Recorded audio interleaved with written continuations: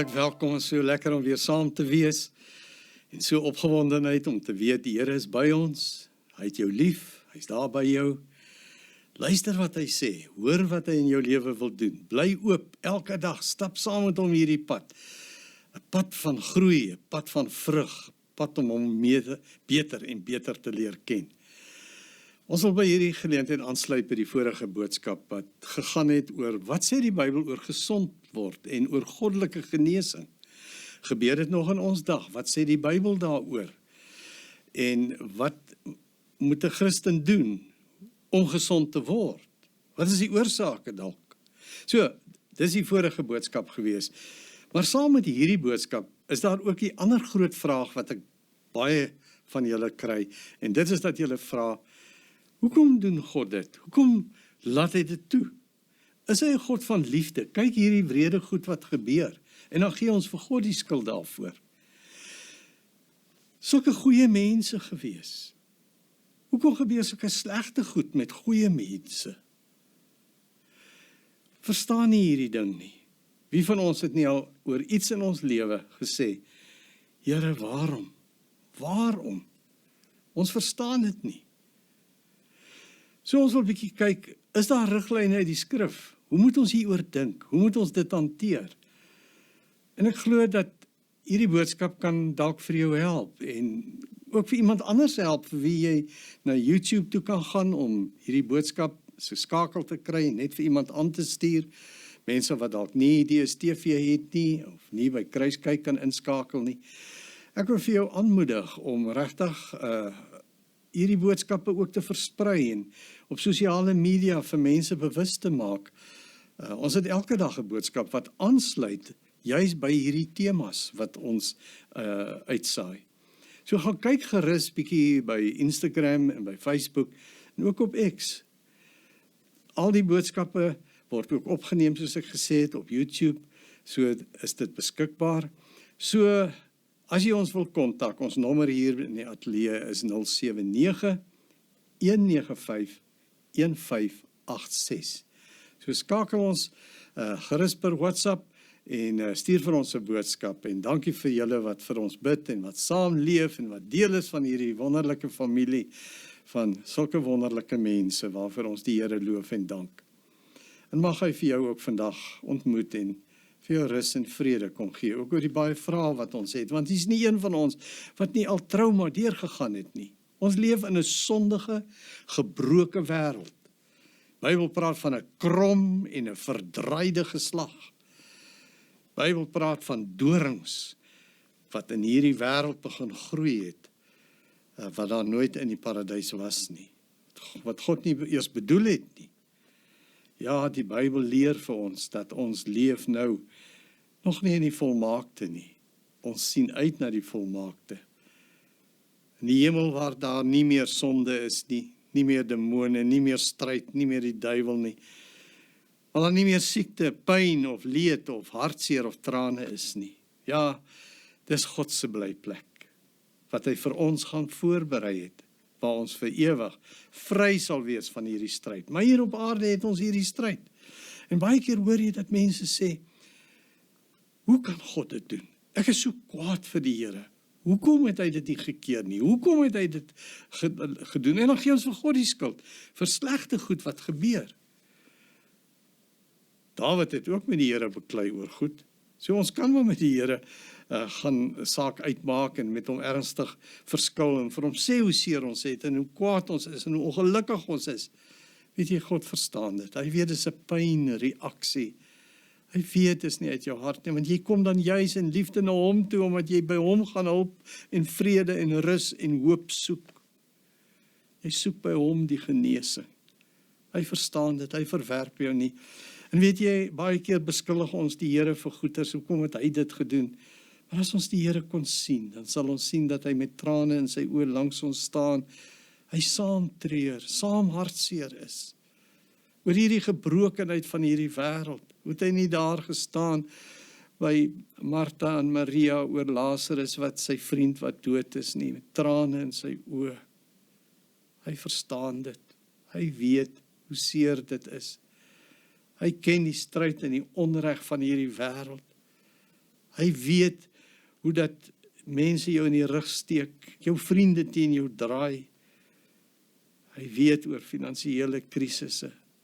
Hy weet oor verwerping, oor spot, oor seer kry. Wat is daar in jou gemoed, waarmee jy worstel, waaroor jy ook al kwaad is vir God? Weet dat hy na jou uitreik in hierdie oomblikke. En hy verstaan en hy het jou lief. En hy wil vir jou vertroos en vir jou heel maak. Hy is die ene wat weet waar dit in die groot plan inpas. En eendag sal ons verstaan. Ek onthou in 'n tyd toe ons tweede dogter verloor het op 18, 19 jaar kanker. 'n Boekie wat vir my baie gehelp het, was die boekie van James Dobson wat geskryf het oor When God Doesn't Make Sense. Want dit was 'n tyd waar hierdie toegewyde kind van die Here in hierdie onverstaanbare kankerstryd beland wat glad nie by kinders voorkom nie. En wat sy geen aandeel aan gehad het nie. En die onreg en die stryd daar rondom.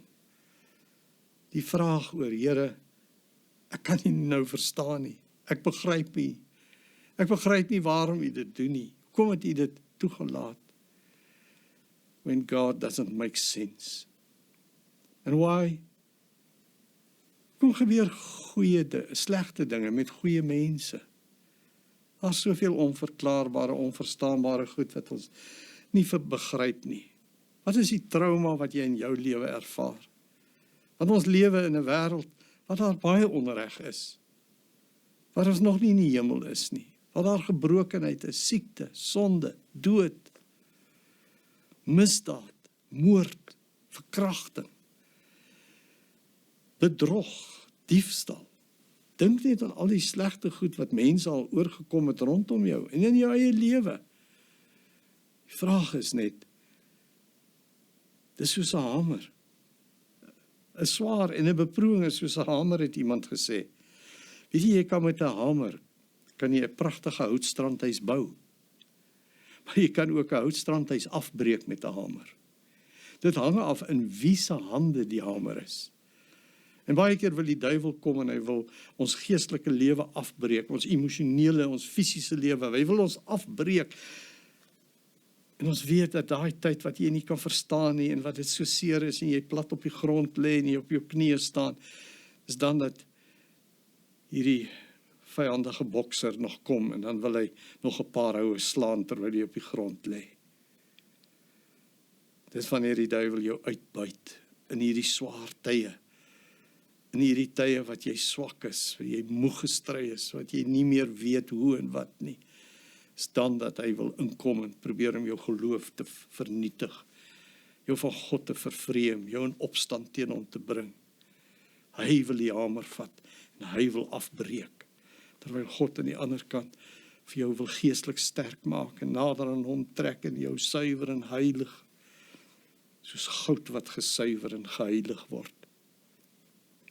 Jy weet hoe werk dit, hulle vat hierdie klippe, kom ons sê dis gouderts, en dan gooi hulle dit in hierdie smeltkroes, maak dit warm, en in hierdie hitte begin die goud te smelt, uit te smelt, en die onrein en die slegte dele wat nie goud is nie begin dryf, en dan skep hulle dit af, selfs met silwer en selfs met al die ander edelmetale. Dis die proses van suiwer goud te kry. En daarom is dit dikwels ook so, dat die Bybel sê, Peter skryf, hy sê, julle geloof is soos goud wat gelouter word. Julle geloof moet ook deur die smeltkroes gaan, dat hierdie onsuiverheid uitgesuiwer kan word, dat God op 'n manier kan kom, om dit wat nie in jou lewe reg is, die party goed skuif net in 'n krisistyd uit 'n mens se lewe. Partykeer gaan 'n mens maar net anders dit goed gaan. En dan kom jy tot stilstand deur 'n krisis. En is dan in hierdie smeltkroes dat die Here besig is om dinge te verander. Iemand het ook gesê, onthou, in daardie moeilike tye, moenie te gou die erdekruik uit die oond uit te haal nie. Anders as hy nie reg gebak is nie, gaan hy breek en bars. So die Here is besig met 'n proses. Hy is besig met 'n pad en ons verstaan dit nie altyd nie. Jy sien, is hy 'n God van liefde? Hoekom laat hy hierdie goed toe?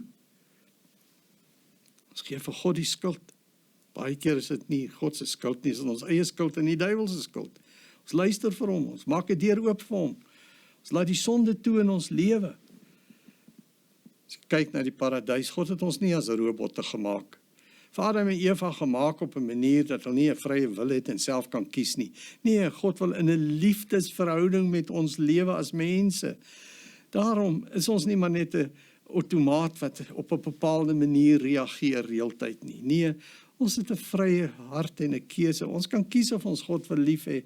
Ons kan daai boom gaan eet wat ons nie mag nie, die verbode vrugte vat. Ons kan dit doen, maar ons het God so lief. Ons bewys ons liefde en ons verhouding met hom deurdat ons dit nie doen nie en dat ons net doen wat hy graag wil hê.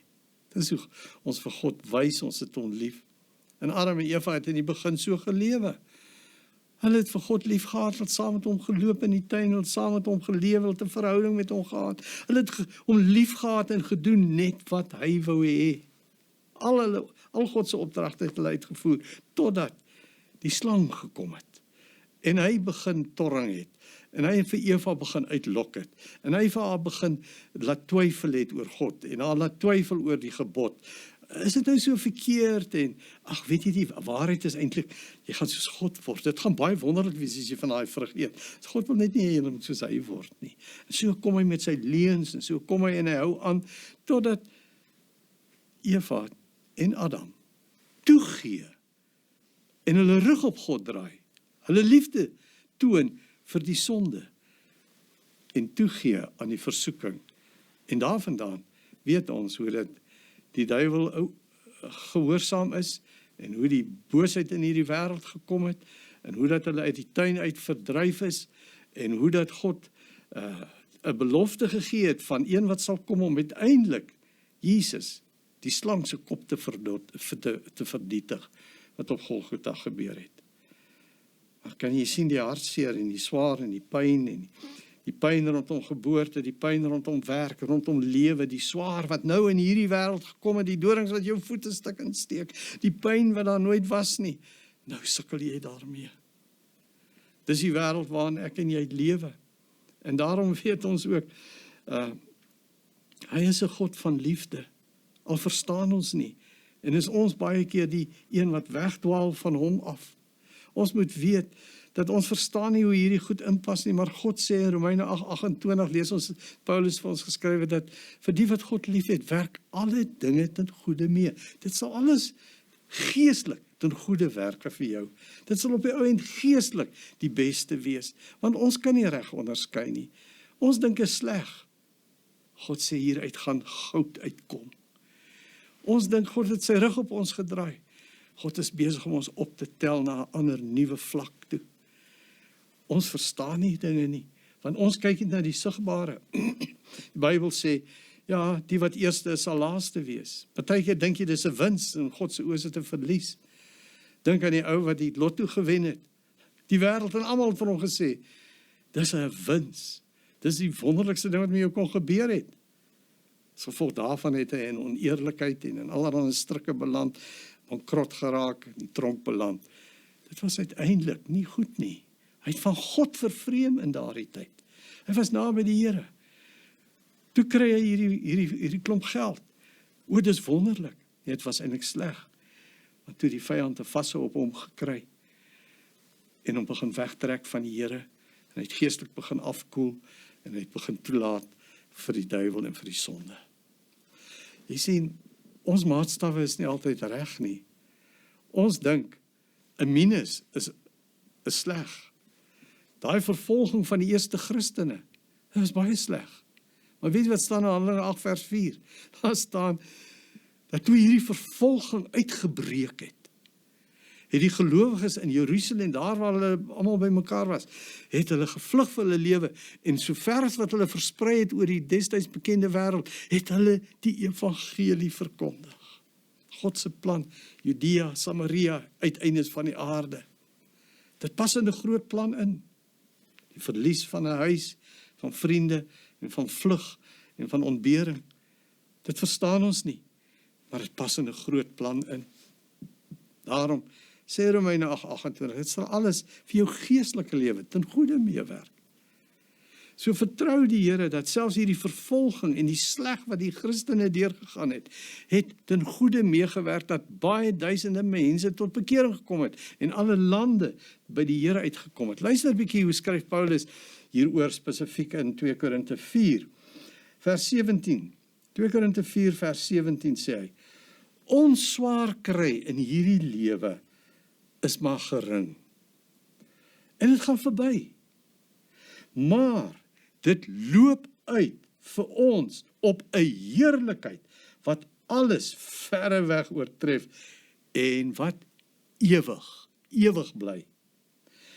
Ons oog is nie op die sigbare dinge gerig nie, maar op die onsigbare. Want die sigbare dinge is tydelik, maar die ewige, die onsigbare dinge is ewig. Hy sê jy kan onderskei. Daar's dinge wat ewige waarde het en daar's dinge wat tydelik is. Dit gaan verby. Jy vergeet daarvan. Dit het nie invloed, dit het nie waarde nie. Maar daar's sekere goed wat deur swaar tye kom wat ewigheidswaarde het.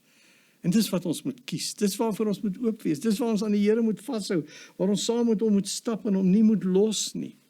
Dis hoekom Paulus ook sê ek het 'n doring in my vlees. Maar ek die Here gevra om dit weg te vat, maar hy het nie. Hierdie swaar, hierdie stryd, hierdie beproewing, ek het hom gevra om dit weg te vat, maar hy het nie. Want hy het gesê, op 'n ander manier gaan hierdie minus vir jou 'n plus word. Want dit gaan jou afhanklik maak van my. Dit gaan jou laat besef, jy's niks nie, jy gaan nie op jouself vertrou nie, en jy gaan in jou swakheid aan my vashou, en dan gaan my krag deur jou werk. Dan gaan my krag mense se lewens en die wêreld om jou verander. Dis 'n wins. Hierdie verlies gaan 'n wins word in jou lewe. Kom ek lees vir jou net daai stukkie in 2 Korinte 12, waar Paulus spesifiek oor skryf. Hy sê in vers 7, daarom, sodat ek nie hoogmoedig sou wees nie, is daar vir my 'n doring in die vlees gegee, 'n boodskapper van die Satan, om my met die vuiste te slaan. 3 maal het ek die Here gebid dat dit van my af weggeneem moet word. Sy antwoord was, my genade is vir jou genoeg. My krag kom juis tot volle werking wanneer jy swak is. Daarom sal ek baie liewer oor my swakhede roem, sodat die krag van Christus my beskutting kan wees. Daarom is ek bly oor swakhede, oor beledigings, oor ontberings, oor vervolging en moeilikhede ter wille van Christus. Want as ek swak is ek sterk. Sien jy, ons kan dit nie altyd verklaar nie. Dit is soos 'n tapisserie. Weet jy of jy al gesien het nie, dat aan die een kant sien jy hierdie deurmekaar drade en jy verstaan nie die kleure en jy verstaan nie hoe dit werk nie, en dan kyk jy, draai om, dan sien jy van die ander kant af, dan sien jy hierdie wonderlike, pragtige toneel. Alles pas in. Hierdie steek wat jy nie verstaan het, hoekom is hy hier nie? Kyk nou wat se pertinente rol speel hierdie steek in die middel van daai persoon se oog. Kyk hoe laat dit lewe bring, kyk hoe verander dit, kyk wat se belangrike beeld het ons nou aan hierdie kant. Dis soos wat God sien van sy kant af, die volmaakte prentjie. Ons sien hierdie deur mekaar drade en ons verstaan dit nie. Here, ek begryp nie hoekom jy dit doen nie. Ek verstaan nie wat hier aan die gang is nie. Dit is vir my net te veel, Here. Waarom doen jy dit? Sê die Here, jy's in hierdie hitte van hierdie oond, omdat ek hierdie kruik wil gebruik om die water van die lewe vir mense te dra.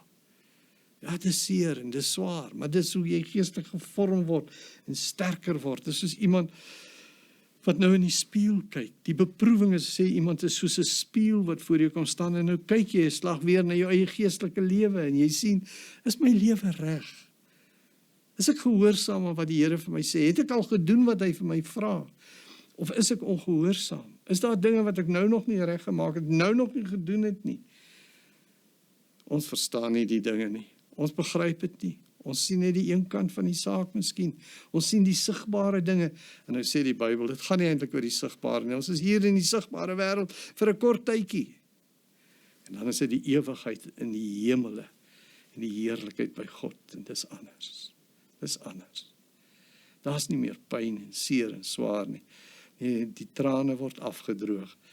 Dis verby. God se plan is verhewe, ver bo hierdie wêreldse dinge. Dis wat die profeet Jesaja ook al gesê het. Ons gedagtes, en die Here se gedagtes is nie dieselfde nie. God se gedagtes is hoër as ons gedagtes.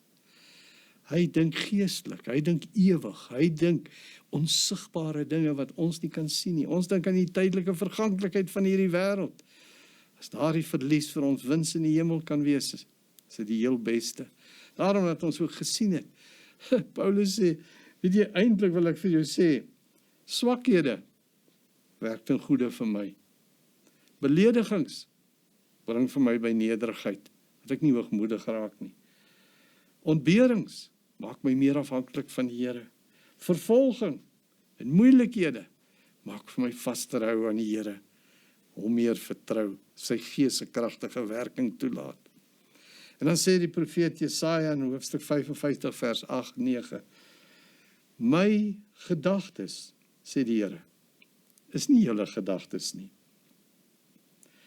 En julle optrede is nie soos myne nie, sê die Here.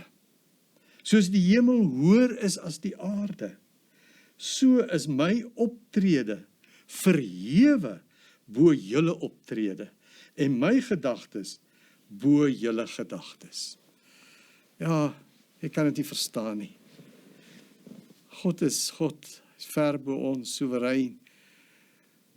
Ons kan maar net voor hom buig en weet, hy is 'n liefdevolle, genadige God. Hy is net goed. Aan sy goedheid is daar geen einde nie. En as ons dit nie kan verstaan nie, en nie begryp en nie beleef in 'n situasie nie, kyk op na die kruis. Ons verstaan nie, hoe moes iemand soos Jesus, wat net goed gedoen het, wat net liefde uitgeleef het, wat nooit gesondig het nie, wat binne God se wil gelewe het, hoekom moes hy swaar kry? Hoekom moes sy vriende hulle rug op hom draai, om in die rug steek, om verraai vir 30 silwerstukke? Kan jy dink die seer en die pyn van sy beste vriend, wat sy rug op hom draai en sê, ek ken hom nie. Kan jy dink hoe seer dit was, toe hom vals beskuldig, en tot die dood veroordeel. Die onreg wat hulle aan hom gedoen het. En daarmee saam, die boelie en die spot, wat hulle vir hom 'n riet gee, is jou scepter, doringkroon, jy's die koning. Hulle lag hom uit, hulle spot hom, hulle spoeg hom. Wat 'n vernedering. Kan nie verstaan dat die seun van die mens, dat God se seun so moes ly op hierdie aarde. Dit moes deurgaan. Stikkend geslaan, onreg, gewond, die kruis vasgeslaan tot hy sterf van pyn en ontbering. Jesus het die onreg in hierdie wêreld leer ken. God het sy seun, het die geweld en die haat en die woede van hierdie wêreld leer ken. Die gruwelikheid, die moorddadigheid. En dan roep hy aan die kruis uit, Vader, vergeef hulle weet nie wat hulle doen nie. En sterf hy, en staan hy op uit die dood, en lewe hy. Ja, hy het die dood oorwin. Nou begin dit sin maak.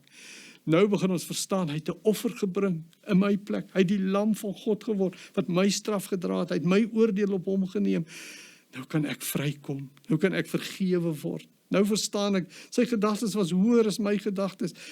Nou sien ek die geestelike wins. Nou sien ek die geestelike seën wat hier uitgekom het. Nou dank ek die Here vir die kruis. Ek begryp dit nie, maar ek weet dit het in goeie meegewerk. En daarom kan ek nie anders as om te sê, ja Here, ek verstaan hier's 'n geestesstryd in hierdie wêreld. En die duiwel loop rond soos 'n brullende leeu en hy wil seermaak en verskeur en skade doen. Maar Here, help my om te volhard, al raak ek moeg en wil ek uitsak in hierdie wedloop, dat ek net sal aanhou, my oë bly vestig op U en dat ek sal volhard tot die einde toe. Dat ek, al word ek moeg, dat ek sal aanhou en aanhou. En dat ek weet, op die ou end wag daar 'n kroon, wag daar 'n beloning. En daarom lees ek ook dat Paulus skryf, niks aan ons van die Here kan skei nie, Romeine 8, vers 38, hiervan is ek oortuig, geen dood, of lewe, of engele, of magte, of teenswoordige of toekomstige dinge, of kragte, of hoogte, of diepte, of enig iets in die skepping kan ons van die liefde van God skei nie. Die liefde wat daar in Christus Jesus ons Here is. Hou daaraan vas. God bly by jou. In die krisis, hy is saam met jou. Volhard.